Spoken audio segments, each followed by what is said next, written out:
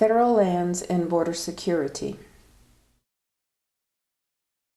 The federal government owns 655 million acres, or 29% of the land in the United States. It administers its public lands through 4 agencies: the Forest Service, the National Park Service, the Fish and Wildlife Service, and the Bureau of Land Management. National monuments are designated by presidents under the authority of the Antiquities Act of 1906. Its purpose is to preserve historic landmarks or structures on federal lands and are intended to be the smallest area necessary for the preservation of these landmarks. National parks and national forests are established by Congress and provide a balance of conservation and use activities, including outdoor recreation, livestock grazing, timber harvesting, watershed protection, and preservation of fish and wildlife habitats. Public lands, or BLM lands, have a multiple use mandate that allows for energy development, timber harvesting, grazing, preservation of cultural resources, mining, and fishing, as well as recreational uses such as hiking, biking, camping, boating, and hunting. BLM lands generate revenues from the sale of livestock grazing permits, timber sales, and leases for mineral development. This money is divided among states, local entities, and the federal government. BLM regulates use of public land. These are examples of BLM signs to control public use of the land. Just how much land does the federal government already own? Most of the federally owned land is in the western states, as shown in red. This is a map from 2004, but you can see that nearly 42% of New Mexico is owned by the federal government. Less than 8% of the land in Doña Ana County is privately owned. The different colors on this map indicate the type of federal ownership of land. The white area is not federal property.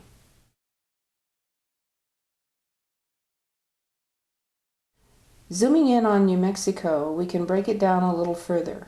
Bureau of Indian Affairs land is shown in pink. The blue is the Department of Defense. Orange is fish and wildlife properties. Yellow and light green are forest and wilderness. Olive is national parks. And the beige color is BLM. You'll notice that a very large portion of the land in Doña Ana, Luna, and Hidalgo counties are BLM properties. Does the Potrillo Mountain area meet the definition of wilderness?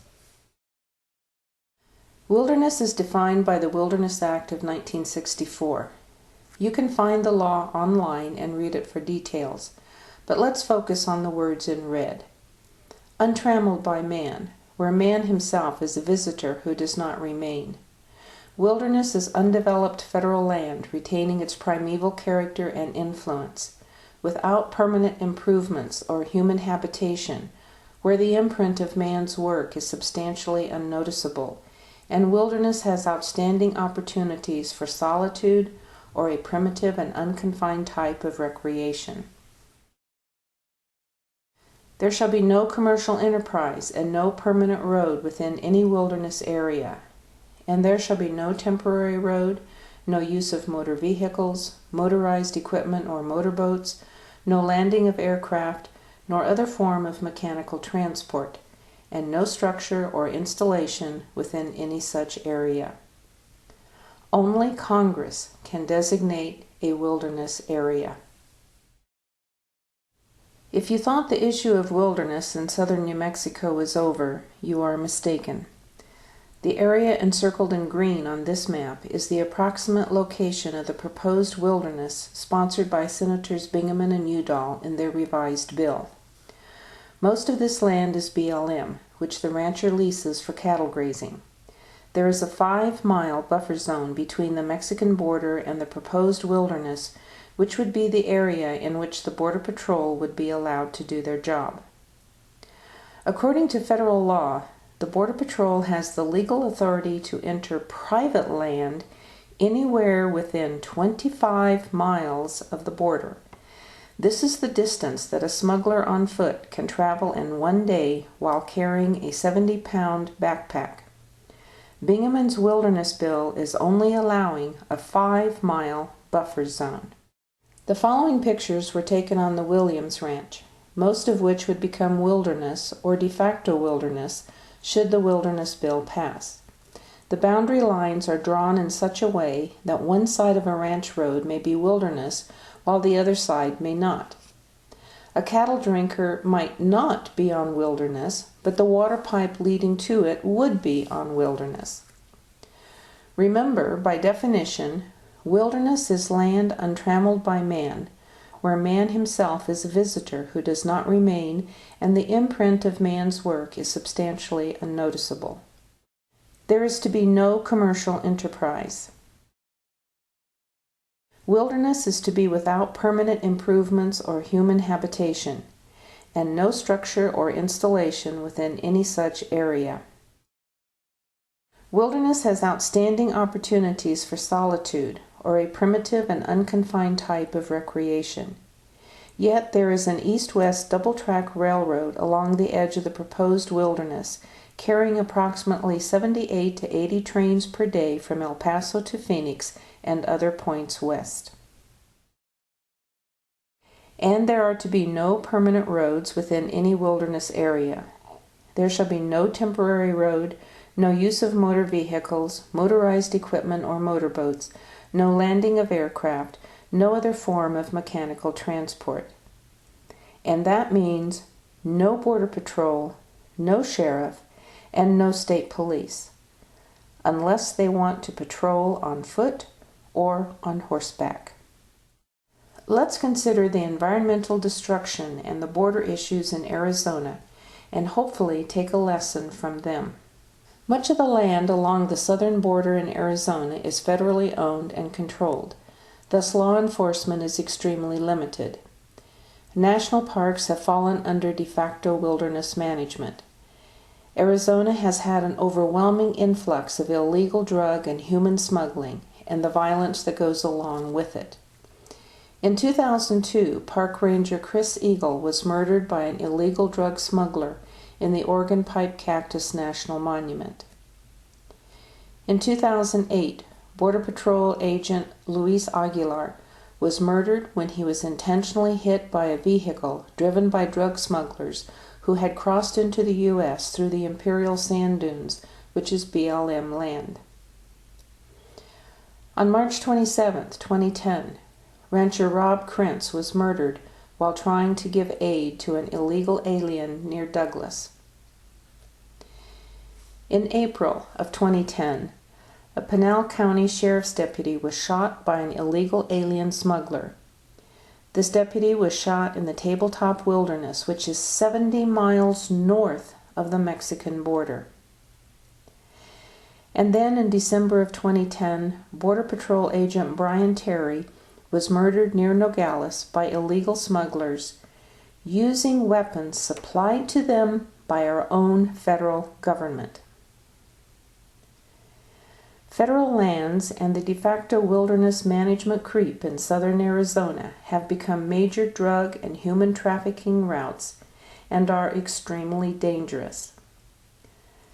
The Sonoran Desert National Monument, the Cabeza Prieta National Wildlife Refuge, the Oregon Pipe Cactus National Monument, Tohono O'odham Indian Reservation, Buenos Aires National Wildlife Refuge, Coronado National Memorial, San Bernardino National Wildlife Refuge, Coronado National Forest, and the Ironwood Forest National Monument.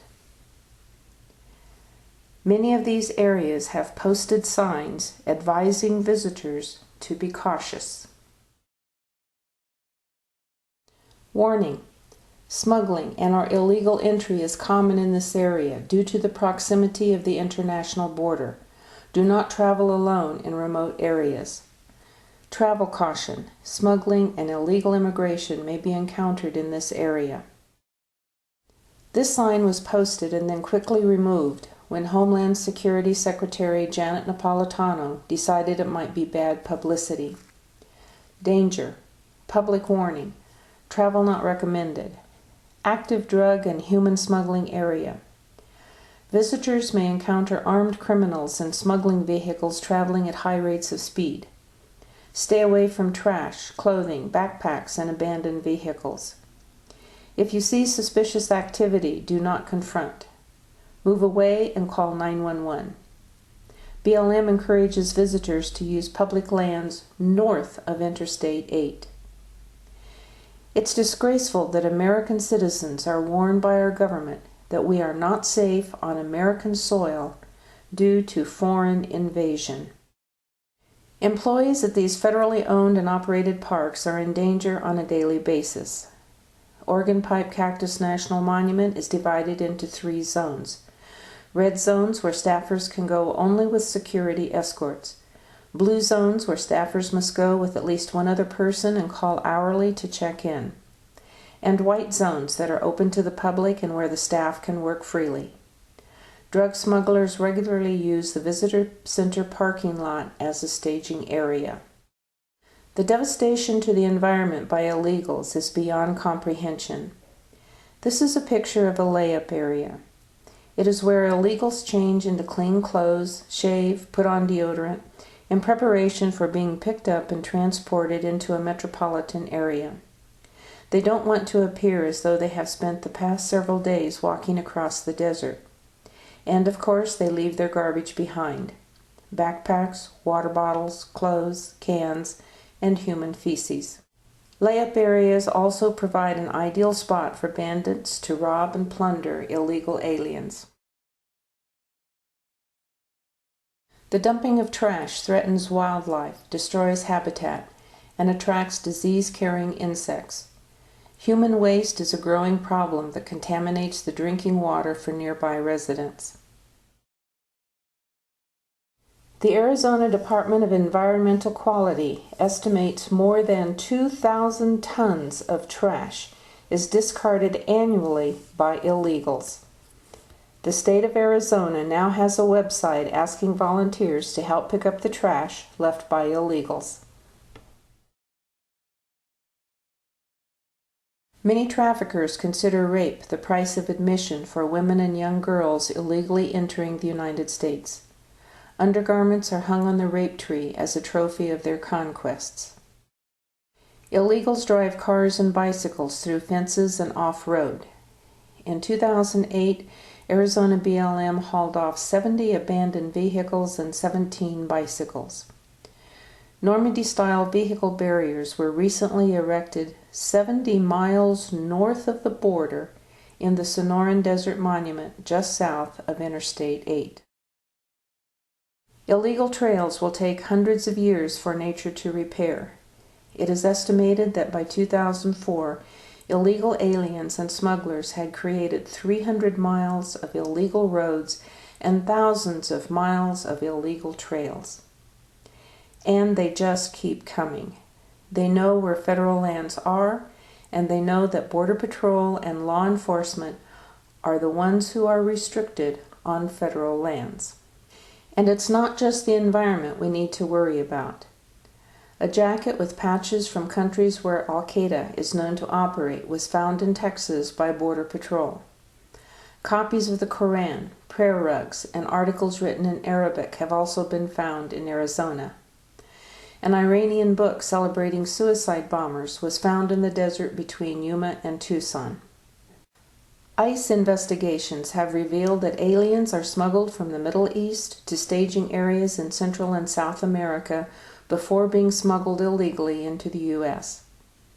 Members of Hezbollah have already entered the U.S. across the southwest border. There were at least 25,000 OTMs, or other than Mexicans, apprehended in 2010 from countries such as Iran, Iraq, Pakistan, Afghanistan, Egypt, Sudan,